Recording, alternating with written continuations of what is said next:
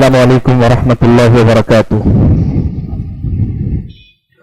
الحمد للہ رب العالمین والصلاة والسلام علی اشرف الانبیاء والمرسلین وعلی آلہ واصحابہ اجمعین ومن تبعهم بإحسان الى یوم الدین، اما بعد، یا ایہا الذین آمنوا اتقوا اللہ حق تقاتہ ولا تموتن الا وانتم مسلمون۔ یا ایہا الناس اتقوا ربکم الذی خلقکم من نفس واحدہ وخلق منها زوجها وبث منهما رجالا كثيرا ونساء واتقوا الله الذي تساءلون به والأرحام إن الله كان عليكم رقيبا۔ يا أيها الذين آمنوا اتقوا الله وقولوا قولا سديدا يصلح لكم أعمالكم ويغفر لكم ذنوبكم ومن يطع الله ورسوله فقد فاز فوزا عظيما۔ أما بعد، فأعوذ بالله من الشيطان الرجيم، بسم الله الرحمن الرحيم۔ وكذلك جعلناكم أمة وسطا لتكونوا شهداء على الناس ويكون الرسول عليكم شهيدا۔ معزز صدر جلسہ، استاد الاساتذہ، استاد محترم فضیلت الشیخ انیس الرحمن صاحب آدمی عمری مدنی حفظہ اللہ، اسٹیج پر تشریف فرما دیگر معزز علماء کرام،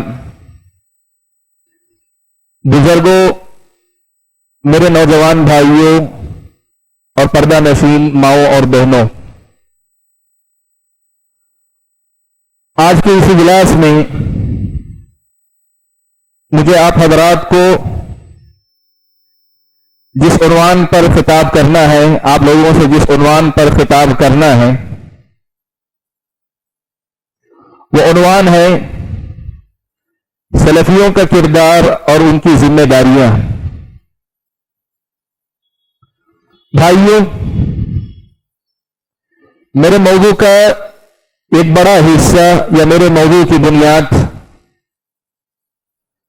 مجھ سے پہلے آنے والے مقرر میرے عزیز القدر بھائی شیخ حسین مدنی حفظہ اللہ نے آپ کے سامنے رکھا ہے۔ سلفیت کیا ہے؟ ایمان و عقیدے سے لے کر فکر اور منہج سے گزرتے ہوئے عمل کے میدان میں، چاہے اس کا تعلق اجتماعی مسائل سے ہو، آئلی مسائل سے ہو، قومی اور ملی مسائل سے ہو، یا انسان کے اپنے اخلاق اور عادات سے متعلق ہو، ہر وہ بات جس کا تعلق دین سے ہو جائے، ان سبھی معاملات میں کتاب و سنت کی تعلیمات کی دلیل کی بنیاد پر اپنے اسلاف یعنی صحابہ کرام رضوان اللہ تعالی علیہم اجمعین اور ان کے بعد آنے والے خیر القرون کے جلیل القدر اصحاب اہل علم اور ان کے بعد کے دور سے لے کر آج کے دور تک یا قیامت تک آنے والے جتنے صحیح منہج کے ترجمان اہل علم گزریں گے، ان کا منہج، ان کا طریقہ، ایمان اور عقیدے کی وہ تفسیر سلفیت کہلاتی ہے۔ سلفیت کیا ہے؟ سادہ الفاظ میں اگر ہم کہنا چاہیں تو یوں کہہ سکتے ہیں، دین کی وہی شکل جو نبی نے اپنے صحابہ کو دی، صحابہ نے اپنے شاگردوں کو منتقل کی، اور اختلاف کے آنے کے باوجود، بدعتوں کے ظاہر ہونے کے باوجود، لوگوں کے مکر اور لوگوں کی اپنی سازشوں اور کاوشوں اور کوششوں کے باوجود، یہ وہ منہج جو حق کا ترجمان بن کر قائم رہا اور رہے گا، جس کے قائم رہنے کا اللہ تعالیٰ نے فیصلہ فرمایا، اپنے نبی کے زمانی اعلان فرمایا، اور اپنے نبی کی زمانی جس کی ضمانت عطا فرمائی ہے، وہی منہج سلفیت ہے۔ دین کی وہی شکل جو دین کی شکل بگڑنے یا بدلنے سے پہلے نبی نے صحابہ کو دی تھی، دین کی وہ شکل جس پر پوری امت متفق تھی اختلاف کے ہونے سے پہلے، دین کی وہ شکل جو سراسر سنت تھی اور ایک ہی تھی بدعات کے آنے سے پہلے، دین کی وہ شکل جس میں نہ افراط تھا، نہ تفریط تھی، نہ کمی تھی، نہ زیادتی تھی، دین کی وہ شکل جو زندگی کے سبھی معاملات کو اپنے دین کا برابر کا ایک حصہ سمجھتی تھی، اس میں کسی قسم کی جانبداری نہیں تھی کہ صرف کسی ایک پہلو کو لے لیا اسی کو دین سمجھ بیٹھے۔ ان تمام بگاڑ اور ہر قسم کی تبدیلیوں سے پاک وہ شکل جو پیارے نبی صلی اللہ علیہ وسلم نے اپنے صحابہ کو عطا فرمائی تھی، اور نبی کے صحابہ نے اپنی زندگی میں جی جان سے جس کی حفاظت فرمائی اور اپنے بعد اپنے تابعین کو منتقل کی، تابعین نے اپنے بعد آنے والے اتباع تابعین کو، اور ان کے بعد کے زمانے میں امت کا خیر اور شر کے درمیان تمیز رکھنے والا وہ طبقہ جن کو ہم اہل علم میں سے معتبر علماء کہتے ہیں، سلف صالحین کے وارث کہتے ہیں، انبیاء کے حقیقی وارثین کہتے ہیں، ان علماء کے طریقے کو ہم سلفیت کہتے ہیں۔ بھائیو، میرے اپنے موضوع کا پہلا حصہ سلفیت کا تعارف تھا، جس کو مجھ سے پہلے والے مقرر نے بڑے ہی سلجھے ہوئے، بڑے ہی صاف اور بہت ہی واضح انداز میں آپ کے سامنے رکھا ہے۔ مجھے آپ کے سامنے سلفیت کا تعارف کروانا نہیں ہے، لیکن اس موضوع کا ایک نقطہ مجھے آپ کے سامنے واضح کرنا ہے۔ بھائیو، دین کے اندر عقیدہ بھی ہے، دین کے اندر عمل بھی ہے، دین کے اندر اخلاق بھی ہے، اور دین کے اندر تبلیغ اور دین کی نشر و اشاعت کا باب بھی ہے۔ دین کو لینا، سمجھنا، عمل کرنا اور دوسرے آدمی تک پہنچانا، یہی اصل میں دین کے بنیادی باب ہے، دین کے اصل میدان ہیں۔ دین کو لینا، سمجھنا، عمل کرنا اور اس کی تبلیغ دوسروں تک کرنا، اور ان چاروں مراحل کے اندر صحیح دین کے ترجمان بننا، اور صحابہ نے جس طرح دین کو لیا، ان کے دین کو لینے کے اندر جن اصولوں کی پابندی انہوں نے کی ہے، علم لیتے ہوئے کس سے علم لیا جائے، علم لیتے ہوئے کن مسائل سے ابتدا کی جائے، علم لیتے ہوئے کن مسائل کی گہرائی کو تلاش کیا جائے، اور کن مسائل میں شریعت کی بتائی ہوئی حدود پہ بس کیا جائے، علم لینے کے بعد میں صحابہ کے منہج کے ایک اصول ہیں۔ دین کو سمجھنے کے معاملے میں صحابہ کی ایک واضح سمجھ موجود ہے، چاہے بات عقیدہ توحید کی ہو، چاہے بات ایمان کے کسی بھی باب کی ہو، تقدیر کے باب کی ہو، فرشتوں پر ایمان کی ہو، اللہ تعالیٰ کی صفات کی حقیقت کی ہو، یا پھر دین کے تفصیلی مسائل کے اندر دین کی گہری سمجھ کی بات ہو، یہ اللہ تعالیٰ کا فضل و کرم ہے کہ صحابہ کے پاس دین کی سمجھ کا بھی ایک واضح منہج ہے۔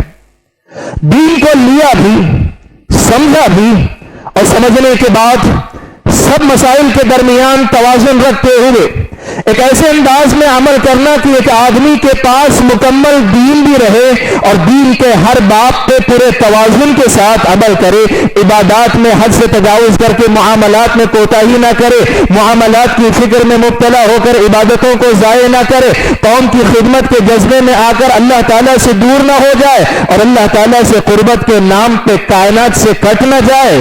ایک ایسا متوازن تصور آپ کو عمل کے میدان میں صحابہ کے پاس ملے گا کہ نہ تو اس میں دنیا کے فکر میں مبتلا ہو کر دنیا کو اپنا مقصد بنانے والی بات ہے، نہ تاریخ دنیا ہو کر دنیا سے کٹ کر دنیا کو ایک ایسا مقام سمجھ لینا جیسے کوئی عذاب کی جگہ ہے اور دنیا والوں سے دور ہو جانا، ایسی دنیا بھی آپ کو صحابہ کے پاس نہیں ملے گی۔ مختصر الفاظ میں یوں کہنا چاہتا ہوں، عمل کے میدان میں بھی دین کے سبھی مسائل کو حالات، زمانے، شریعت کے مطالبے، تقاضے سب کو سامنے رکھ کر ایک متوازن زندگی عمل کرتے ہوئے گزارنا عمل کے میدان میں بھی صحابہ کا ایک واضح منہج ہے۔ جہاد کی بات کرنے والے صحابہ نے کبھی اپنے مقابل پر رحم و کرم کی بات کو نظر انداز نہیں کیا، کافر پر رحم کھانے والی بات کرنے والے صحابہ نے جہاد کے میدان سے کبھی اپنا منہ نہیں موڑا، دعوت و تبلیغ کی بات کرنے والے صحابہ نے شریعت کے اندر ولا اور برا کے جو ضابطے رکھے ان کو نظر انداز نہیں کیا، ولا اور برا پہ عمل کرنے والے صحابہ نے ان کافروں کو، گمراہ لوگوں کو نظر انداز کرنے والی بات نہیں کی۔ آپ دین کے ایک ایک مسئلے کو لیتے جائیں، ایک متوازن معیار آپ کو صحابہ کا نظر آئے گا، عمل کے میدان میں صحابہ کا واضح منہج ہے۔ اور اس سے آگے بڑھ کر دین کی تبلیغ اور نشر و اشاعت کی بات آتی ہے۔ دین کی تبلیغ اور نشر و اشاعت میں بھی صحابہ کا اپنا ایک واضح منہج ہے۔ تبلیغ کون کرے گا؟ تبلیغ کن باتوں کی جائے گی؟ تبلیغ کرنے والا کن بنیادوں پر اپنی تبلیغ کو قائم رکھے گا؟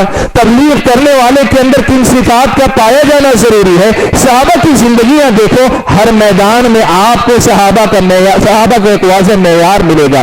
حاضرین گرامی، سلفی کردار کی جب ہم بات کرتے ہیں، یہ واضح بات اپنے سامنے رکھیں کہ ہم یہی کہنا چاہتے ہیں کہ ہر دور میں، ہر زمانے میں صحابہ نے جو منہج، جو معیار چھوڑا ہے دین لینے کے معاملے میں، دین سمجھنے کے معاملے میں، دین پر عمل کرنے کے معاملے میں، دین کی تبلیغ اور نشر و اشاعت کے باب میں، چاہے وہ پرایوں میں ہو یا اپنوں میں ہو، وہ غیروں میں ہو یا مسلمانوں کے اندر ہو، یا مسلمانوں کے اندر بھی بدعتیوں کے درمیان ہو یا اہل سنت والجماعت اہل الحدیث کے درمیان ہو، وہ اپنے رشتہ داروں کے اندر ہو یا اجنبی جو غیر رشتہ دار ہے ان کے ساتھ ہو، وہ آپ کے اپنے گھر میں ہو، آپ کے پڑوسی کے ساتھ ہو، سب جگہ دین کا ایک واضح منہج آپ کو ملے گا صحابہ کی زندگی کے اندر۔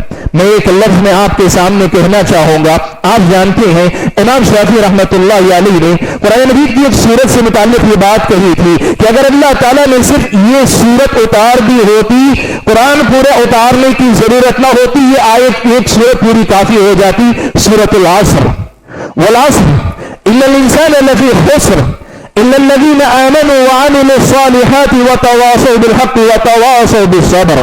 آپ اس آیت میں دیکھیں اللہ نے زمانے کی قسم کھائی، کہا انسان تمام کے تمام خسارے میں ہے سوائے ان کے جو ایمان لائے، عمل صالح کیا، حق کی ایک دوسرے کو وصیت کرتے رہے، صبر کی ایک دوسرے کو وصیت کرتے رہے۔ بھائیو، نجات کا راستہ بس یہی باتیں ہیں۔ ایک تو ایمان ہے، اس کے اندر دین کو لینا اور دین کو سمجھنا داخل ہوتا ہے، اور عمل صالح ہے، دین پر عمل کرنے کا مرحلہ آتا ہے، تواصی بالحق اور تواصی بالصبر، دین کی تبلیغ اور نشر و اشاعت اور ایک دوسرے کو دین پر ثابت قدم رہنے کے سلسلے میں تلقین کرتے رہنا، ترغیب دلانا، یہ سب کچھ داخل ہوتا ہے۔ یوں سمجھیے کہ اس میں جو باتیں اللہ تعالیٰ نے بیان کی ہیں، ان میں صحابہ کے منہج کو جاننا، اس کو سمجھنا، اس کے مطابق اپنے عمل کو ڈھال لینا اور اسی کے مطابق دین کی تبلیغ اور نشر و اشاعت میں لگ جانا، یہی سلفی کردار ہے، یہی سلفی کردار ہے، اور یہی ایک سلفی کا کردار ہونا چاہیے جو اپنے آپ کو اس نسبت سے جوڑتا ہے، اس عظیم نسبت سے اپنے آپ کو وابستہ کر لیتا ہے، اپنے آپ کو سلفی کہتا ہے۔ اس کو چاہیے کہ اس کا اپنا کردار اسی منہج کا ترجمان ہو جائے، یہی اصل میں سلفی کردار ہے۔ بھائیو، مجھے آپ کے سامنے موضوع کے جس نقطے کو واضح کرنا ہے وہ ہے سلفی کردار اور سلفیوں کی ذمہ داریاں۔ بھائیو، آج کا یہ جو موضوع مجھے دیا گیا ہے، حقیقت میں کئی باتوں کو منتظمین نے اپنے سامنے رکھ کر دیا۔ میرے یہ ممکن نہیں ہے کہ اس موضوع سے متعلق تمام پہلوؤں کا احاطہ مجھے دیے گئے وقت کے اندر میں کر لوں، لیکن جتنا وقت مجھے میسر ہے یہاں پر اس وقت میں، ایک تو منہج کی نزاکت کو سامنے رکھ کر اور دوسری طرف موقع و محل، میرے اور آپ کی بستی کا ماحول، میرے اور آپ کے معاشرے کی صورتحال، ان کو سامنے رکھ کر کچھ بنیادی باتیں آپ کے سامنے نکات کی شکل میں رکھوں گا۔ آج ان باتوں کو سمجھنے کی ہم سلفیوں کو یا سلفی منہج سے وابستگی رکھنے والے بھائیوں کو اشد ضرورت ہے۔ ہماری بڑی اہم ضرورت ہے کہ ہم ان حقیقتوں کو سمجھیں اور ان کو ہمیشہ یاد رکھیں۔ بھائیوں، میں اس سلسلے میں آپ کے سامنے یہ بات رکھنا چاہتا ہوں، سب سے پہلی ذمہ داری آپ پر اور مجھ پر، چاہے وہ علماء ہو یا عوام کا طبقہ ہو، وہ اہل ثروت ہو، جماعت و جمعیت سے جڑے ہوئے، یا وہ عام قسم کے مسلمان ہو، وہ مرد ہو کہ عورت ہو، وہ ذمہ دار ہو کہ یہ ماتحت ہو، آپ اگر ہیں یہ بات یاد رکھیں کہ آپ اور میں اول و آخر اللہ تبارک و تعالیٰ کے بندے ہیں۔ میری اور آپ کی زندگی کا سب سے بڑا کمال یہ ہے کہ کامل درجے کی بندگی کے سلسلے میں ہم ہر دم کوشاں رہیں، ایمان کے باب میں بھی، عمل کے باب میں بھی، اخلاق کے باب میں بھی، تجارت اور معاملات کے باب میں بھی، اپنے گھر کے اندر بھی، بازار اور گلی کوچوں کے اندر بھی، اپنی سیاست کے اندر بھی، اور اپنے ذاتی معاملات کے اندر، زندگی کے ہر میدان کے اندر اس اس حقیقت کو یاد رکھیں، ہماری اور آپ کی اول و آخر ذمہ داری اللہ تبارک و تعالیٰ کی کامل بندگی کو لانا اور اپنے آپ کو بندگی کی راہ پر پوری طریقے سے چلانا، یہی میرا اور آپ کا کمال ہے۔ سبحان اللہ۔ آپ دیکھو میرے بھائیوں، دنیا آپ کے سامنے جب ذمہ داریوں کی بات کرتی ہے تو لوگ کہتے ہیں آپ کو حق کا ترجمان ہونا چاہیے، آپ کو حق کا علم بردار ہونا چاہیے، لیکن یہ بات یاد رکھو میرے بھائیوں، حق کی ترجمانی سے پہلے ایمان اور عمل صالح کا درجہ آتا ہے۔ آپ اور میں سب سے پہلے اپنے آپ کو اللہ تبارک و تعالیٰ کے بندگی کے تقاضوں پہ پورا اتاریں۔ ایمان وہی جو اللہ تعالیٰ نے دیا، اور ایمان کی تفصیلات وہی جو اللہ کے نبی نے بتائی، جو صحابہ نے سمجھی اور ہم اور آپ کے سامنے نقل کی۔ اور ایمان کے ساتھ میں آپ حضرات کے سامنے اس نقطے پر بات کر رہا تھا کہ سلفی نسبت کا سب سے پہلا تقاضا یہ ہے کہ ہم اور آپ آج اپنی نظر میں اپنی جو شناخت رکھتے ہیں وہ شناخت حق کے ترجمان اور حق کے علم بردار گروہ کی ہے۔ ہم اپنے آپ کو اس معاشرے میں پائے جانے والے مختلف طبقات، مختلف جماعتیں، مختلف گروہ، مختلف تنظیمیں اور مختلف تحریکوں کے درمیان یہ سمجھتے ہیں کہ ہم سلف صالحین کے صحیح منہج کے ترجمان ہیں۔ یہ ہماری اور آپ کی شناخت ہے۔ میں آپ کے سامنے اس بات کو رکھ رہا تھا کہ یقیناً اللہ تعالیٰ کا فضل و کرم ہے کہ یہ بات حق ہے، لیکن ہمیں یہ بات یاد رکھنی چاہیے کہ اس سے پہلے جو مجھ پر اور آپ پر ذمہ داری عائد ہوتی ہے وہ ذمہ داری یہ ہے کہ ہم اور آپ اپنے آپ کو بندگی میں، اللہ تعالیٰ کی عبادت میں اور اللہ تبارک و تعالیٰ کی عبودیت میں کمال کی طرف لے جائیں۔ یہی میری اور آپ کی سب سے بڑی ذمہ داری ہے۔ جو آیت کریمہ، جو سورت میں نے آپ کے سامنے پڑھی، اس میں آپ اگر دیکھیں والعصر ان الانسان لفی خسر، انسان پوری طرح خسارے میں ہے یا سارے کے سارے انسان خسارے میں ہیں، یہ بتانے کے بعد اللہ تعالیٰ نے جن کو مستثنیٰ کیا، خسارے سے جن کو نکالا، اس خسارے سے نکلنے کی سب سے پہلی بنیاد اللہ تبارک و تعالیٰ نے جو بیان فرمائی وہ ہے ایمان، اور پھر عمل صالح، پھر تواصی بالحق، پھر تواصی بالصبر۔ ایمان اور عمل صالح کا درجہ تواصی بالحق اور تواصی بالصبر سے پہلے آتا ہے۔ میری اور آپ کی زندگی ایمان کے معاملے میں، عقیدے کے معاملے میں بھی، عمل کے باب میں بھی اللہ تبارک و تعالیٰ کی بندگی کے کمال پر اترے، اس کے لیے ہم صبح و شام کوشاں رہیں، ہر دم ہم کوشش کرتے رہیں، ہر دم محنت کرتے رہیں۔ یہ میری اور آپ کی سب سے پہلی ذمہ داری بنتی ہے۔ میرے بھائیوں، پیارے نبی صلی اللہ علیہ وسلم کو اللہ تعالیٰ نے بہت سارے القاب دیے، اللہ تعالیٰ نے آپ کی بہت ساری صفات بیان فرمائی، لیکن جب بھی اللہ تبارک و تعالیٰ نے کسی بڑے مقام پہ اللہ کے نبی کا تذکرہ فرمایا، اللہ کے نبی صلی اللہ علیہ وسلم کو آپ کی عبودیت اور آپ کے بندے ہونے کے حوالے سے اللہ کے نبی صلی اللہ علیہ وسلم کا تذکرہ کیا۔ سبحان الذی اسری بعبدہ، اللہ تعالیٰ نے معراج کا تذکرہ فرمایا، نبی کا نام لینے کے بجائے اپنا بندہ کہا۔ الحمدللہ الذی انزل علی عبدہ الکتاب، جب آسمان سے کتاب اتارے جانے کی بات آئی، اللہ تعالیٰ نے نبی کا نام نہیں لیا، کوئی اور صفت نہیں بیان کی، اپنا بندہ کہا۔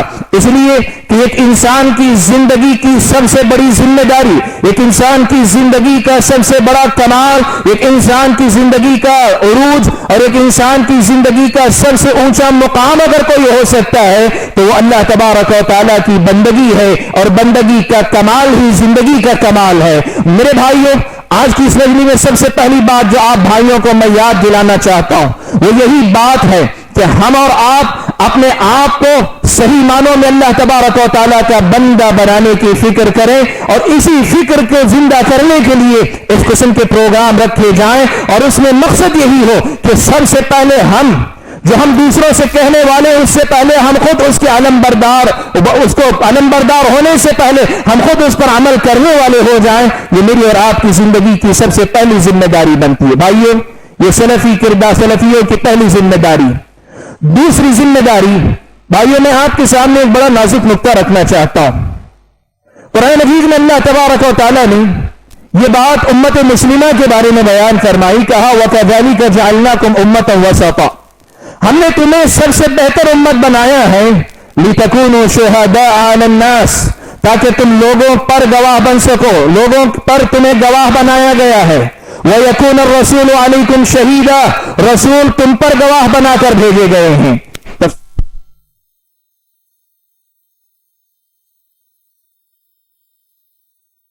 اللہ نے ملت اسلامیہ کو تمام امتوں کے لیے حجت اور گواہ کے طور پر پیش کیا ہے۔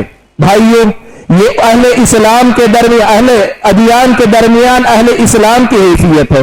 یہودیت، نصرانیت یا دنیا کے دوسرے جو مذاہب ہیں ان کے مقابلے میں اہل اسلام کی حیثیت یہ گواہ ہیں دوسروں پر۔ لِتَكُونُوا شُهَدَاءَ عَلَى النَّاسِ، تاکہ تم ان پر گواہ ہو سکو۔ لیکن میرے بھائیو، میں آپ کے سامنے ایک بات رکھوں، سلف صالحین میں سے کسی نے یہ بات کہی، علامہ ابن تیمیہ رحمۃ اللہ علیہ نے بعض سلف کے حوالے سے یہ بات لکھی ہے، کہا اہل الحدیث فی اہل الاسلام کاہل الاسلام فی اہل الادیان، کہا اہل الحدیث کو اہل اسلام کے اندر وہی حیثیت حاصل ہے جو اہل اسلام کو اہل ادیان کے درمیان حاصل ہے۔ بھائیو، یہ مسئلہ یاد رکھو، یہ مسئلہ یاد رکھو۔ نبی نے پیشن گوئی فرمائی تھی کہ امت گمراہ ہو جائے گی، بھٹک جائے گی اور گروہوں میں بڑھ جائے گی، صرف ایک گروہ نجات پائے گا، وہ کون ہوگا؟ ما انا علیہ اليوم اصحابی۔ اور ہم نے ابھی تھوڑی دیر پہلے سنا، ہم یہ سمجھتے ہیں کہ ما انا علیہ اليوم و اصحابی کے حقدار سلف صالحین کے منہج کو لے کر چلنے والے لوگ ہی ہیں، سلف صالحین کے منہج ہی کو اپنا منہج قرار دینے والے لوگ ہی ہیں۔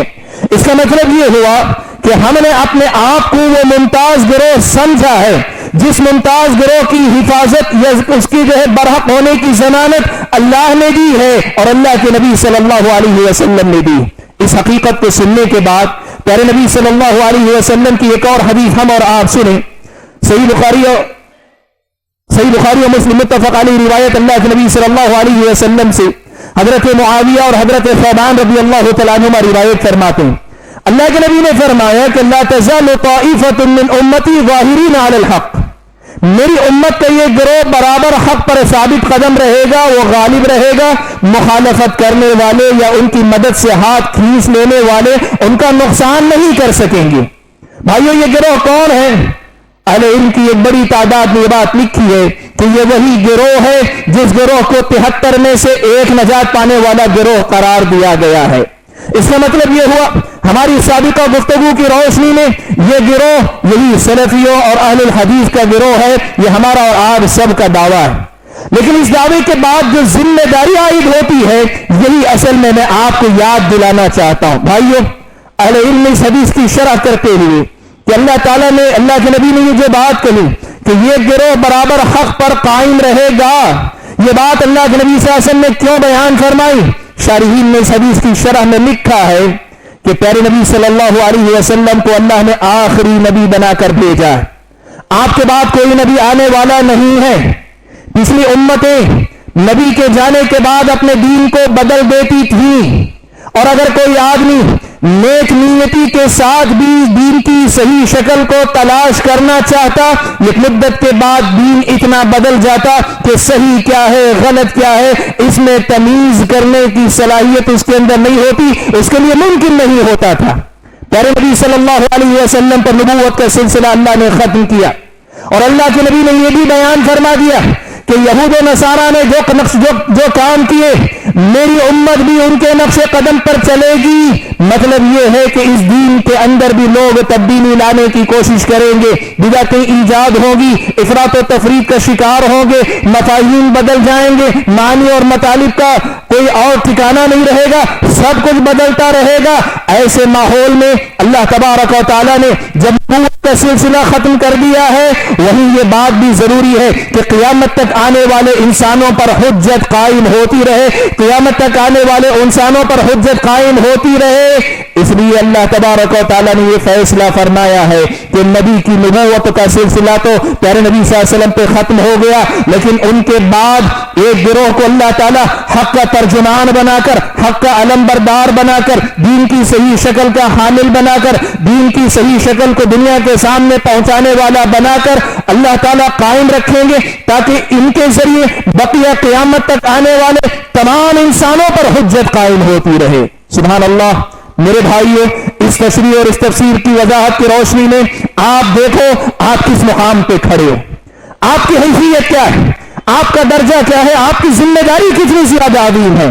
میرے بھائیوں، میں ایک لفظ میں یہ کہنا چاہوں گا، نبی کی زندگی کے بعد صحابہ کی جماعت جس طرح سے ایک مثالی جماعت تھی، اپنے ایمان میں، اپنے عقیدے میں، اپنے عمل میں، اپنے اخلاق میں، اپنے کردار میں، اپنے معاملات میں، اپنی سیاست میں، اپنے سماج میں، زندگی کے ہر معاملے میں جس طرح ایک مثالی جماعت صحابہ کی تھی، میرا اور آپ کا ہر معاملہ اتنا ہی زیادہ مثالی اور حق کا واقعی معنوں میں ترجمان بننا چاہیے۔ میرے بھائیو، یہ مقام بڑا نازک ہے، دعویٰ بہت آسان ہے، لیکن اس کے حامل بننے کا جو یہ لازمی تقاضا ہے کہ ہم اور آپ واقعی معنوں میں نبی کی زندگی کے بعد صحابہ کی جماعت جس معیاری دین کو لیے ہوئے تھی، واقعی معنوں میں اس معیاری دین کے علم بردار ہم اور آپ بنے، یہ بہت بڑی ذمہ داری میری اور آپ کی بنتی ہے۔ اور معاف کرنا ہم میں سے بہت سارے بھائی جو اس منہج سے وابستگی کا اعلان کرتے ہیں اور اس میں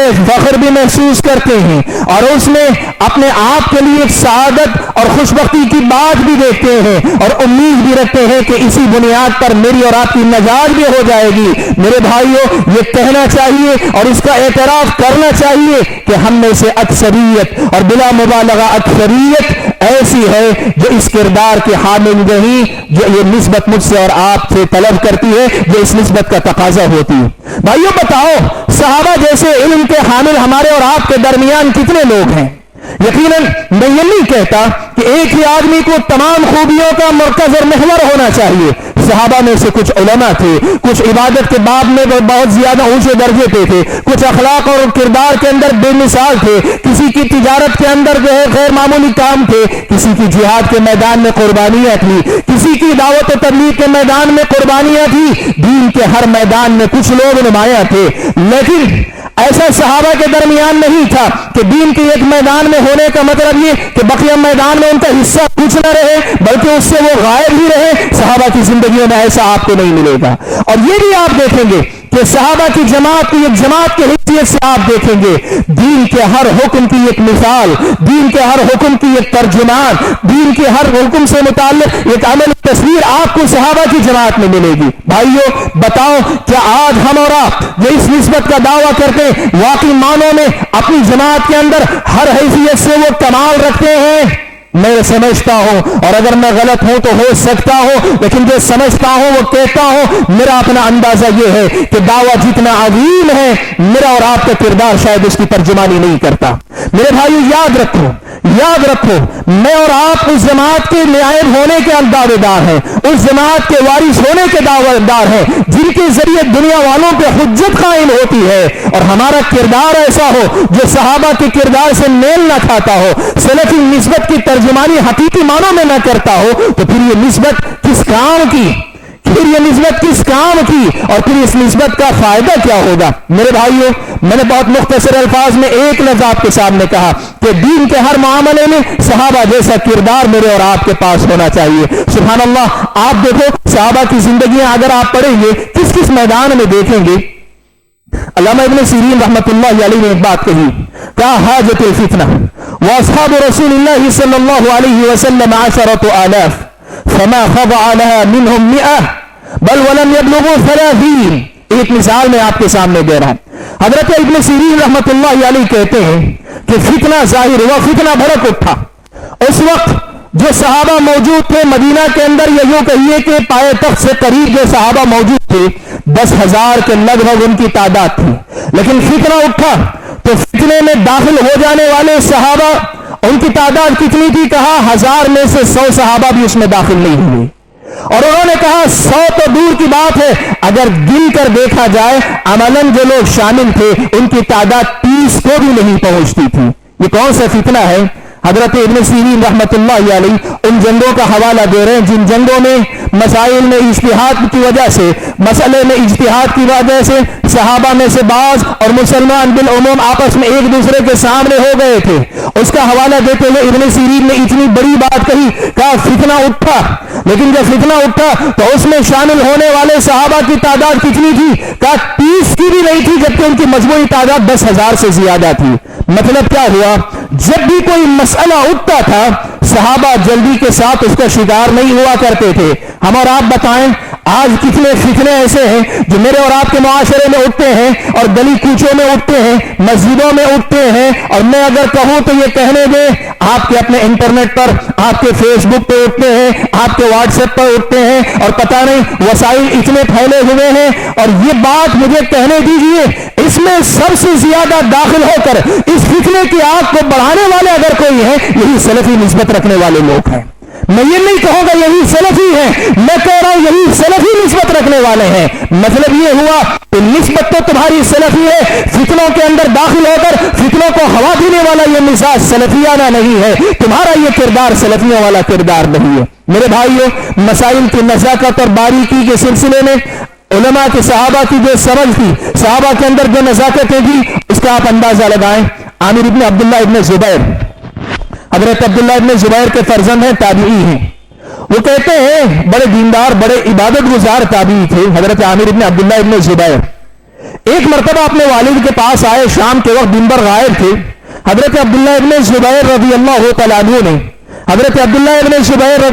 تعالیٰ عنہ نے ان کو پوچھا کہاں تھے، صبح سے غائب نظر نہیں آئے۔ حضرت عامر جو بیٹے بھی ہیں، تابعی ہیں، انہوں نے کہا کہ ابو جان، آج میں نے ایک ایسی جماعت کے ساتھ وقت گزارا ہے کہ جس جیسی جماعت میں نے دیکھی ہی نہیں، ان کو چھوڑ کر ہٹنے کو دل نہیں چاہ رہا تھا۔ حضرت عبداللہ بن زبیر نے پوچھا کون لوگ تھے، کہاں وقت گزارا؟ کہا کچھ ایسے لوگوں کے ساتھ میرا وقت گزرا ہے کہ جب قرآن پڑھا جاتا ہے تو ان میں سے کچھ لوگ بے ہوش ہو کر گر جاتے ہیں، اتنے زیادہ متاثر ہوتے ہیں کہ بے ہوش ہو کر گر جاتے ہیں۔ دنیا سے اللہ تعلق قسم کے لوگ اس قدر زیادہ اللہ سے لگاؤ کہ بلک بلک کر روتے ہیں، بے ہوش ہو کر گر جاتے ہیں۔ حضرت عبداللہ ابن زبیر رضی اللہ تعالیٰ عنہ نے بیٹے سے کہا بیٹا کل سے ان لوگوں کے ساتھ مت بیٹھا کرنا، کل سے ان لوگوں کے ساتھ مت بیٹھا کرنا۔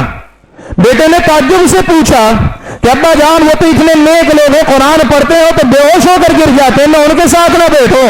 حضرت عبداللہ ابن زبیر رضی اللہ تعالیٰ عنہ نے کہا کہ بیٹا میں نے اللہ کے نبی صلی اللہ علیہ وسلم کو قرآن پڑھ کر روتے ہوئے دیکھا ہے، ابو بکر و عمر کو قرآن پڑھ کر روتے ہوئے دیکھا ہے، لیکن ان میں سے کسی کو قرآن پڑھ کر بے ہوش ہوتے ہوئے میں نے کبھی نہیں دیکھا ہے۔ اب یہ تو نہیں ہو سکتا کہ ان کا تقویٰ نبی اور ابو بکر و عمر سے زیادہ اونچے درجے کا تقویٰ ہو جائے۔ کہا بیٹا جو لوگ اس سے زیادہ تقوی کی بات کریں وہ لوگ حق پہ نہیں ہو سکتے، ان کے ساتھ مت بیٹھا کرنا۔ بھائیو جو بات میں یہاں سے بتانا چاہتا ہوں وہ یہ کہ امت کے جو علماء ہوتے ہیں ان کی سمجھ اس ظاہری سمجھ سے بہت زیادہ اونچی ہوا کرتی ہے۔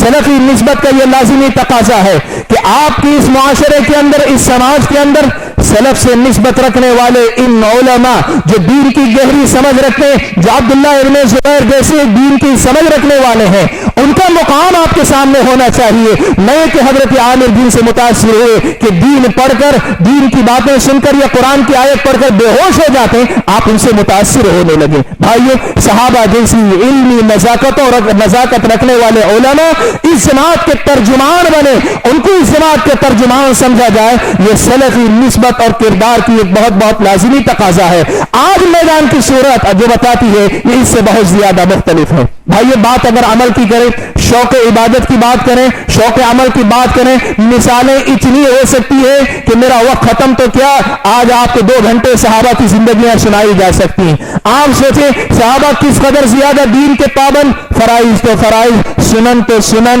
نوافل کے سلسلے میں اتنی زیادہ فکر تھی۔ حضرت عبداللہ ابن عمر آ کر اللہ کے نبی سے پوچھتے ہیں اللہ کے نبی قرآن کم سے کم کتنی مدت میں ختم کیا جا سکتا ہے؟ اللہ کے نبی نے کہا 1 مہینے میں ختم کرو۔ کہا اللہ کے نبی میں اس سے کم میں ختم کر سکتا ہوں۔ اللہ کے نبی مدت کم گھٹا کر بتاتے ہیں۔ حضرت عبداللہ ابن عمر کہتے ہیں مجھے اور جلدی پڑھنا ممکن ہے۔ اللہ کے نبی بالآخر کہتے ہیں کہ چلو 1 ہفتے میں قرآن تم مکمل کر لے رہا، اس لیے کہ 3 دن سے کم میں جو آدمی قرآن مکمل کرتا ہے اس نے قرآن کو سمجھا نہیں ہے۔ بھائیو جو بات میں بتانا چاہ رہا ہوں، مثالیں بہت ہو سکتی، صرف ایک نقطہ، عمل کا وہ کون سا درجہ ہے جس صحابہ کے اندر نظر آتا ہے کہ دیکھو فرائض تو فرائض، سنتوں تو سنت، سنتیں تو سنتیں، نوافل کے باب میں اتنا جذبہ۔ بھائی میرا اور آپ کا کردار واقعی معنوں میں عمل کے میدان میں صحابہ کے اس عمل کا ترجمان ہو، اس کی عملی تصویر بن جائے۔ ایک لفظ میں بات کو سمیٹ کر میں یہ کہنا چاہتا ہوں، بھائیو ہم ترجمان ہیں سلفی منہج کے، یہ ہمارا دعویٰ ہے، لیکن اگر میرا اور آپ کا کردار اس کی دلیل نہ بن سکے تب پھر یقین مانے ابھی محنت بہت کرنے کی ضرورت ہے، بہت زیادہ ضرورت ہے کہ ہم اپنے آپ کو سدھار سکے، سنوار سکے۔ میں نے جیسے کہا بات بہت دور تک جا سکتی ہے، لیکن ایک لفظ میں نے کہا، صحابہ کی جماعت نبی کے بعد اگر امت کے لیے حجت تھی، ان کے ذریعے امت پر حجت قائم ہوئی، اور ہم اس منہج کے حامل ہو کر پوری امت پر حجت قائم کرنا چاہتے ہیں، ہمیں واقعی معنوں میں انہی جیسی ایک جماعت بننے کی عملاً ضرورت ہے۔ بھائیو یہ دو مجمل باتیں کہ ایک تو اللہ تعالیٰ کی بندگی، دوسرا حجت قائم کرنے والی جماعت، یہ دو درجے ہم اور آپ کو پورے کرنے ہیں۔ یہ مجمل دو باتیں بتانے کے بعد کچھ متفرق مسائل آپ کے سامنے میں رکھنا چاہوں گا جو وقت میرا بچا ہے اس میں سے۔ بھائیو اس منہج کی دو بڑی اہم خصوصیات یہ ہیں کہ یہ منہج اللہ تبارک و تعالیٰ کی توحید اور پیارے نبی صلی اللہ علیہ وسلم کی اتباع کو اپنی بنیاد سمجھتا ہے۔ لا الہ الا اللہ محمد الرسول اللہ کو اپنی دعوت کا محور اور اپنی دعوت کا مرکز سمجھتا ہے۔ دعوت و تبلیغ کے باب میں یہ بات آج آپ کے سامنے رکھنا چاہتا ہوں کہ حالات بدل رہے ہیں، زمانے کے اندر وسائل بدل رہے ہیں، لوگ علماء سے زیادہ اور لوگوں سے جڑتے جا رہے ہیں۔ میدان کی صورتحال یہ بتا رہی ہے کہ آج ہماری اور آپ کی دعوت کا محور رفتہ رفتہ توحید کی دعوت سے کہیں کھسکتا چلا جا رہا ہے، نبی کی کامل اتباع کی دعوت سے ہٹ کر کسی دوسرے رخ پر چلا جا رہا ہے۔ بھائیو یہ بات میں آپ کے سامنے بتانا چاہتا ہوں، امت کے پاس مسائل بہت ہیں، امت کے پاس مسائل بہت ہیں، مسئلوں پر کام کرنے کی ضرورت بھی ہے، لیکن ایک بات آپ کے سامنے بتانا چاہتا ہوں، رب کی سچی توحید، نبی کے سچے پورے حق کو ادا کرنے والے اور اس حق کی علم بردار جماعت تاریخ کے ہر دور میں اگر رہی ہے یہی جماعت رہی ہے، اور اگر یہی جماعت کام کرے گی تب یہ حق ادا ہو پائیں گے۔ ورنہ اگر آپ بتائیں امت کا سیاسی مسئلہ، امت کے سماجی مسائل، امت کے آئینی اقتصادی مسائل، امت کے انفرادی مسائل، ان سارے مسائل کو آپ نے اہمیت دی، میں یہ نہیں کہتا کہ اہمیت نہ دو، لیکن میں جو بات کہہ رہا ہوں اس کو سمجھو۔ آپ نے انہی مسائل کو مسائل سمجھ لیا، امت کے سیاسی مسائل، ہندوستان کے سیاسی مسائل، ان کو آپ نے اپنی دعوت کا، اپنی گفتگو کا محور بنا لیا، اور آپ کی جو بنیادی دعوت ہے رب کی سچی توحید اور نبی اکرم صلی اللہ علیہ وسلم کی کامل اتباع کی دعوت، آپ بتاؤ آپ اکیلے ایسے ہیں؟ یقین مانے دنیا میں اس وقت آپ اگر جائزہ لے کر دیکھ لیں جتنی جمعیتیں جماعتیں ہیں رب کی توحید کے باب میں سمجھوتے کی بات کرنے والے آپ کو نظر آئیں گے، مصلحت کے نام پر، ضرورت کے نام پر، حالات کے تقاضے کے نام پر، امت میں اختلاف سے بچنے کے نام پر، اور پتہ نہیں کس کس نام پر ان دونوں دعوتوں کو پیچھے کرنے کی بات سب کے پاس پائی جاتی ہے۔ ایک آپ ہیں جو ان دو دعوتوں کو آپ علم بردار ہیں، اس کے ترجمان ہیں۔ بھائیو اگر آپ نے بھی اس دعوت کو پیچھے چھوڑ دیا، آپ بھی اگر دوسری دعوتوں کے حوالے ہو گئے، بتاؤ پھر رب کی توحید کے لیے کون آواز بلند کرے گا؟ نبی کی اتباع کے لیے کون آواز بلند کرے گا؟ بھائیوں میں بات کہنا چاہوں گا، یقین مانو آپ کا کام ختم نہیں ہوا۔ کیا توحید کے خلاف باتیں نہیں اور آپ کی گلی کوچوں میں نظر نہیں آتے؟ آپ سڑک پہ نکل جائیے، میرے اور آپ کے بھائی بہن جو مسلمان ہیں، کہلاتے ہیں اپنے آپ کو مسلمان، آپ کو آستانوں پہ سر جھکائے ہوئے، اپنی پیشانیاں رگڑتے ہوئے، ڈنڈوں کے سامنے اپنے پہ سر جھکائے ہوئے، جھنڈوں کے سامنے اپنے سر جھکائے نظر آتے ہیں۔ رب کی توحید کا اتنا سارا کام پڑا ہوا ہے، یہ کام آپ کو اہم نظر نہیں آتا۔ آپ امت کے مسائل اہم سمجھتے ہیں، میرے بھائیوں ان کی اہمیت رب کی توحید کے بعد ہے، ان کی اہمیت رب کی توحید کے بعد ہے۔ یہ زندگی میں سبق اگر کوئی دیتا تھا وہ آپ تھے، آج افسوس اس کی بات ہے یہ سبق آپ نے بھلا دیا ہے، اور دنیا جو سبق سکھاتی ہے سیاسی مسئلہ ہے، سماجی مسئلہ ہے، اقتصادی مسئلہ ہے، امت کے آئینی مسائل ہیں، قانون کا معاملہ ہے، امت کی جو غربت کے خاتمے کا مسئلہ ہے، یہ مسائل آپ نے اپنے مسائل بنا لیے ہیں۔ رب کی توحید کے لیے کون کھڑا ہوگا؟ رب کی توحید کی بات کون کرے گا؟ نبی کی کامل اتباع کی بات کون کرے گا؟ انکار سنت کا فتنہ عام ہوتا جا رہا ہے، صرف قرآن صرف قرآن صرف قرآن کہنے والے لوگ پھیلتے چلے جا رہے ہیں، سنت کا مذاق کرنے والے لوگوں کی بھرمار ہے، اور سنت کے تعلق سے नरम रवैया, मतलब ये कि ले तो भी चलेगा नहीं तो भी चलेगा वाला मिजाज रखने वाले लिखने वालों में भी है, बोलने वालों में भी है, सब जगह नजर आते हैं। और आप समझते हैं कि ये काम अहम नहीं है, उम्मत को इकट्ठा करना, जमा करना और उम्मत की ये सारे मसाइल हल करना अहम है। मेरे भाई ये बात याद रखो, ये दावत आपकी थी और इंशाअल्लाह अगर निस्बत आपकी सही है फिर ये दावत आपकी अपनी होनी चाहिए। भाइयों मैं जो बात कहना चाहता हूं वो ये बात है कि रब की तौहीद और कामिल तौहीद, मुकम्मल तौहीद, नबी अकरम सल्लल्लाहु अलैहि वसल्लम इत्तिबा की दावत, ये दो दावतें आपकी मेरी जिंदगी का मकसद है, इन्हीं को मकसद होना चाहिए। साथ में हम ये जरूर कहेंगे कि इन दो मकासद के साथ, इनके साथ समझौता किए बिना, इससे दस्तबरदार हुए बिना उम्मत का हर मसला हमारा मसला है, उम्मत के हर मसले से हमारा ताल्लुक है। इस्तिताअत के मुताबिक, हालात के मुताबिक हर मसले में हम अपना किरदार अदा करेंगे, लेकिन उनकी खातिर इन दो दावतों से दस्तबरदार हरगिज नहीं होंगे। भाइयों ये बड़ी अहम जिम्मेदारी है, इस मसले की तरफ तवज्जो है। अगली बात जो आपके सामने कहना चाहता हूं, भाइयों ये बात याद रखो, दावत और तबलीग के बाब में बड़ी अहम सूरत है, बड़ी अजीब और गरीब सूरत हाल मेरे और आपके सामने।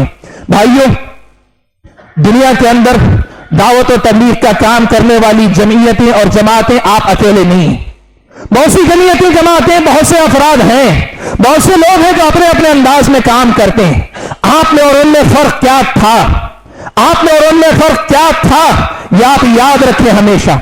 आपका यह इम्तियाज है कि आपने नताइज की खातिर मनहज से कभी समझौता आपने नहीं किया। यह मनहज नताइज की खातिर मनहज से कभी समझौता नहीं करता। हमारा ईमान यह है नताइज हम अपनी तदबीर से नहीं हासिल करते, नताइज अल्लाह तबारक व तआला देता है। वो अल्लफ़ बैन क़ुलूबिहिम लो अनफ़क़्ता मा फ़िल अर्ज़ि जमीअन मा अल्लफ़्ता बैन क़ुलूबिहिम वलाकिन अल्लाह अल्लफ़ बैनहुम इन्नका ला तहदी मन अहबब्त वलाकिन अल्लाह यहदी मन यशा। हमारा ईमान यह है कि मनहज की रियायत करके दावत का काम करना यह हमारी जिम्मेदारी है। नताइज क्या होते हैं यह अल्लाह तबारक व तआला की जिम्मेदारी है। भाइयों दावत के मैदान में सलफी दावत का एक बहुत बड़ा मसला इस वक्त यह है कि मैं ये कहने दूं आपको कि दावत और तबलीग से ऐसे नौजवान, ऐसे अहबाब जिनके अंदर दावत और तबलीग का जज्बा है, शौक है, पैसा लगाते हैं, वक्त लगाते हैं, मेहनत लगाते हैं, लेकिन उनका अपना तजर्बा तिजारत के मैदान का है, मेडिकल की दुनिया का है, किसी और दुनिया का है। वो ये जब समझते हैं कि जिस तरह तिजारत के बाब में, तिजारत के मैदान में चीज कैसी भी हो, प्रेजेंटेशन आपका अगर अच्छा हो जाए, मार्केटिंग अगर आप अच्छी कर लें, आपकी तिजारत बड़ी कामयाब होती है और आपका प्रोडक्ट ज्यादा से ज्यादा बाजार में चलता है।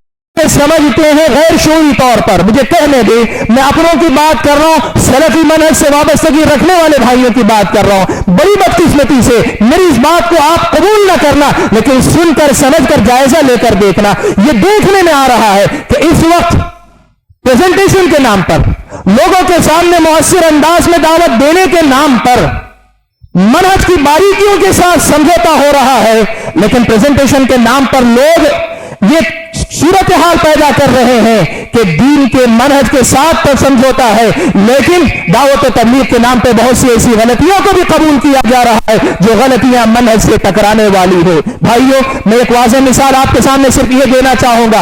आप बताओ दावत और तबलीग के नाम पर आज इस मुआशरे की ये वाज़ेह सोच है, ये वाज़ेह सोच है, और मैं अगर किसी को इससे इख्तिलाफ है तो मैं कहूंगा मैदान की सूरत हाल देखे। वो कहते ये हैं कि दीन की दावत और तबलीग में उलमा कोई काम किए नहीं, करेंगे नहीं, करेंगे किए भी नहीं, करेंगे भी नहीं, जो कुछ करेंगे यही हमारे भाई करेंगे, हमारे अपने भाई करेंगे। मेरे भाई मेरी बात को याद रखना, मामला बड़ा नाजुक है। मैं ये नहीं कह रहा हूं कि दावत और तबलीग का काम आप लोगों को या दूसरे भाइयों को नहीं करना चाहिए। इस इताअत के मुताबिक सही इल्म की रोशनी में, सही रहनुमाई की रोशनी में दावत और तबलीग का काम करना आपकी जिम्मेदारी। मैं उस उमूमी सोच की बात कर रहा हूं। याद रखो उम्मत के लिए कोई बड़ा फितना हो सकता है तो वो फितना ये है कि किताब और सुन्नत जो बुनियादें हैं इनके और आपके दरमियान अल्लाह ताला ने उलमा को रखा है।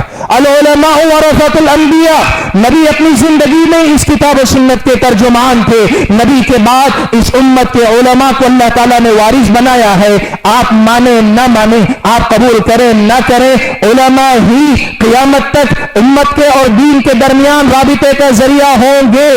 اگر کوئی آدمی دعوت و تبلیغ کے باب میں یہ سمجھتا ہے کہ علماء کو کنارے کر دیا جائے اور دوسرے بھائیوں کو لے کر ہی دعوت و تبلیغ کا کام ہو سکتا ہے تو اس کا مطلب یہ ہوا کہ وہ منہج کے اعتبار سے بنیادی غلطی کر رہا ہے. اور یہ غلطی دعوت و تبلیغ کے نام پر منہج سے سمجھوتا کر کے یہ کیوں ہو رہی غلطی؟ اس لیے کہ پریزنٹیشن کا انداز بہت اچھا ہے. علماء انگریزی میں نہیں بولتے، دوسرے انگریزی میں بولتے ہیں. لوگ وہ بولتے ہیں تو ان کے پروگرام میں اس لیے کہ وہ ٹی وی پہ نہیں آتے، اس لیے کہ ان کا کریز نہیں ہے علماء لوگوں کے درمیان، ان کا نام سن کر بھیڑ اکٹھا نہیں ہوتی ہے، اس لیے ان کی اہمیت نہیں. چاہے وہ ہر بات قرآن کی آیت کے حوالے سے کہیں، ہر بات حدیث کے حوالے سے کہیں، ان کی اہمیت نہیں. لیکن اس کے مقابلے میں کچھ بھائی اگر نمبر گنانے لگے، عدد و شمار کا حوالہ دینے لگے، یا پھر کسی اور کی زبان میں ذرا لچکدار انداز میں بولنے لگے، آپ ان کے دیوانے ہو جاتے ہیں. میرے بھائیوں، میں پھر سے دوہراؤں، بات اس کی نہیں ہے کہ ایسے لوگوں کو دعوت و تبلیغ کا کام نہیں کرنا چاہیے. دعوت و تبلیغ کا کام صحیح علم کی روشنی میں کرنے کا حق آپ کو ہے. لیکن جو منہجی بات میں بتا رہا ہوں وہ یہ کہ دین کے ہر باب میں دین کے اور امت کے درمیان علماء کو واسطہ اللہ نے بنایا ہے. منہج کے ساتھ یہ سمجھوتا ہوتا جا رہا ہے کہ آج علماء کو دین سے ہٹانے کی بات کی جاتی ہے. میرے بھائیوں، یہ اس دور کا بڑا اہم مسئلہ ہے. سلفی نسبت کا لازمی تقاضا یہ ہے کہ ہم باہم ایک دوسرے کے ساتھ مل کر چلیں. جس بھائی کو بھی کام کرنا ہے علماء کو اپنے ساتھ لے، علماء ان کے ساتھ چلیں، ہم باہم ایک دوسرے کے ساتھ مل کر چلیں اور منہج کی اس سلامتی کو برقرار رکھیں. ہم نتائج کو دیکھ کر، نتائج کے لالچ میں، نتائج کی امید میں منہج کے ساتھ سمجھوتا نہیں کیا کرتے. یہ ترہ امتیاز تھا، اسے برقرار رکھنے کی کوشش کریں. بھائیو، میرا وقت تقریباً ہو ہی چکا ہے. 5 منٹ مزید میں انتظامیہ سے چاہوں گا اگر آپ زحمت کریں. 5 منٹ مجھے چاہیے جی. 5 منٹ اور لے کر میں 2 باتیں اور آپ کے سامنے رکھ دوں. بھائی ایک بڑی اہم بات آپ کے سامنے کرنا چاہتا ہوں. اللہ کے نبی صلی اللہ علیہ وسلم نے حضرت ابو موسیٰ اشعری اور حضرت معاذ بن جبل کو یمن کی طرف بھیجا. اللہ کے نبی صلی اللہ علیہ وسلم نے فرمایا، کئی نصیحتیں فرمائی، ان میں سے ایک نصیحت یہ بھی تھی وَتَطَاوَعَا وَلَا تَخْتَلِفَا. اے ابو موسیٰ اور معاذ، تم دونوں آپس میں ایک دوسرے سے موافقت کرنے کی کوشش کرنا، آپس میں ایک دوسرے سے اختلاف نہ کرنا. میرے بھائیو، یہی مبلغ ہیں، یہی ان کو دین پہنچانے والے ہیں. اگر یہی آپس میں اختلاف کر بیٹھے تو وہاں امت پریشان رہے گی ان کی اختلاف کی وجہ سے. میرے بھائیو، میں ایک نکتہ یہ بتانا چاہتا ہوں کہ سلفی دعوت سے نسبت رکھنے والے آپ سبھی بھائی، آج یہ صورتحال دیکھنے میں آ رہی ہے. ہر کوئی اپنی مسجد کے اندر مستقل ایک مرکز ہے، ہر کوئی اپنے مرکز کے اندر مستقل مرکز ہے، ہر جماعت اپنی سطح پہ ایک مستقل جماعت ہے، ہر کوئی اپنی اپنی جگہ پہ ہے. یہ سب مل کر آپس میں اس قدر متعاون ہو جائیں کہ ایک جسم ہو، ایک ہی جسم کے سب یہ دست و بازو بنے. یہ اس وقت سلفی دعوت کی بڑی اہم ضرورت ہے اور بڑی اہم ذمہ داری ہے ہماری اور آپ کی. بھائیو، اقبال نے ایک بات کہی تھی، ایک ہو جائیں تو بن سکتے ہیں خورشید مبیں، ورنہ ان بکھرے ہوئے تاروں سے کیا بات بنے. میرے بھائیو، رات اندھیری ہو، چمکتے ستارے ہو، ہر ستارہ اپنی جگہ پہ چمکدار نظر آتا ہے، لیکن وہ اپنی ساری چمک کے باوجود رات کے اندھیرے کو دور نہیں کر پاتے. لیکن یہی ستارے آپس میں مل کر ایک سورج اگر بن جائیں، سورج طلوع ہوتا ہے، اندھیرا ختم، اجالا چلا آتا ہے. بھائیو، ایک مثال کے ذریعے میں نے بات کہہ دی آپ کے سامنے. باہر آپس میں جڑو. آپ اپنی سہولت کے اعتبار سے آپ کا مرکز ہے، آپ کی مسجد ہے، آپ کے اپنے معاملات ہیں، لیکن جب دعوت اور منہج میں اتفاق ہے تو پھر یہ اتفاق ہر جگہ نظر آنا چاہیے اور ہماری دعوت ایک منظم اور ایک سیدھ رخ پر چلنے والی دعوت ہونی چاہیے. اس کی فکر میں اور آپ کریں. اور آخری بات جو آپ کے سامنے کہنا چاہتا ہوں وہ یہ، میرے بھائیوں، ہماری اور آپ کی دعوت کی بہت اہم خصوصیت تھی اور جو بہت کم نظر آتی، اور وہ خصوصیت یہ ہے کہ ہماری اور آپ کی دعوت کا لازمی حصہ نرمی کو ہم بنائیں. نرمی میری اور آپ کی زندگی کا حصہ نہیں، ایک مومن کی زندگی کا لازمی حصہ ہے. پیارے نبی صلی اللہ علیہ وسلم نے بات بیان فرمائی، صحیح بخاری کی روایت، اللہ کے نبی نے بات بیان فرمائی. حضرت عائشہ رضی اللہ تعالی عنہا سے مخاطب کر کے کہا کہ اے عائشہ، ان اللہ رفیق، اللہ تعالیٰ رفیق ہے، یحب الرفق، اللہ تعالیٰ نرمی کو پسند فرماتا ہے، اللہ تعالیٰ نرمی کو پسند فرماتا ہے. اور آگے فرمایا وَإِنَّ اللَّهَ يُعْطِي عَلَى الرِّفْقِ مَا لَا يُعْطِي عَلَى الْعُنْفِ، اللہ تبارک و تعالیٰ نرمی پر وہ دیتا ہے جو سختی پر نہیں عطا کرتا. آپ نرمی اختیار کریں گے تو جو آپ کو نتیجہ ملے گا، جو بدلہ ملے گا، جو ثواب ملے گا، اللہ کے نبی نے محدد نہیں فرمایا یوتی علی الرفق، نرمی میں اللہ تعالیٰ وہ دیتے ہیں جو سختی پہ اللہ تبارک و تعالیٰ عطا نہیں فرماتے. وما لا یعطی علی ما سواہ، کہا نرمی سے جو نتیجہ ملتا ہے وہ کسی اور ذریعے سے نہیں ملتا. بھائیوں، میں یہ بات آپ کے سامنے بتانا اس لیے چاہتا ہوں کہ ہم میں سے بہت سارے بھائیوں کی دعوت فتووں کی زبان میں ہوتی ہے. فتویٰ یہ عام آدمی کا کام نہیں، اور دعوت فتوے دینے کا نام نہیں ہے. دعوت تبلیغ کا نام ہے، صحیح بات پہنچانے کا نام ہے. ہماری دعوت فتووں کی زبان میں آ گئی، ہماری زبان سے نرمی رخصت ہو گئی، ہماری دعوت نرمی سے کٹ گئی ہے. میں ایک بات صرف نقل کروں، اللہ تبارک و تعالیٰ نے فرعون کو پاس حضرت موسیٰ کو بھیجا، موسیٰ و ہارون کو بھیجا تو اللہ نے کہا فقولا لہ قولا لینا، فقولا لہ قولا لینا، تم دونوں اس کے سامنے نرم گفتگو کرو، نرم گفتگو کرو، لعلہ یتذکر او یخشی، اس لیے کہ نرمی سے گفتگو کرنے کے نتیجے میں شاید وہ عبرت حاصل کرے یا اللہ تعالیٰ کا ڈر اس کے اندر پیدا ہو. میرے بھائیوں، فرعون جیسے آدمی کے ساتھ نرمی ضروری ہے، تب پھر دوسروں کے ساتھ نرمی کیوں نہیں ہو سکتی؟ ایک واعظ، ایک حکمران، مسلم حکمران کے سامنے نصیحت کر رہے تھے، بڑا سخت لہجہ اختیار کیے ہوئے تھے، بڑی سختی سے ڈانٹ ڈپٹ رہے تھے. اس حکمران نے، مسلمان حکمران نے اس واعظ کو مخاطب کرتے ہوئے کہا کہ شیخ محترم، آپ مجھے بتائیے، آپ مجھے نصیحت کرنا چاہتے ہیں تو کیا میں آپ کی زبان سے نرمی کا مستحق نہیں ہوں؟ آپ بتائیے، میں فرعون سے زیادہ سرکش نہیں ہوں، آپ موسیٰ سے زیادہ افضل نہیں ہیں. میں فرعون سے زیادہ سرکش نہیں ہوں، آپ موسیٰ سے زیادہ افضل نہیں ہیں. اللہ نے حضرت موسیٰ کو فرعون کے پاس بھیجا تو قولا لہ قولا لینا کہا، اس کے لیے نرمی اختیار کرنے کا حکم دیا. تو کیا آپ کے پاس میں نرمی کا مستحق نہیں ہو سکتا؟ بھائیوں، فتووں کی زبان سے زیادہ فتووں کا کام علماء پہ چھوڑو. آپ دعوت و تبلیغ کے کام میں حصہ لیتے ہو تو دعوت و تبلیغ کا کام کرو.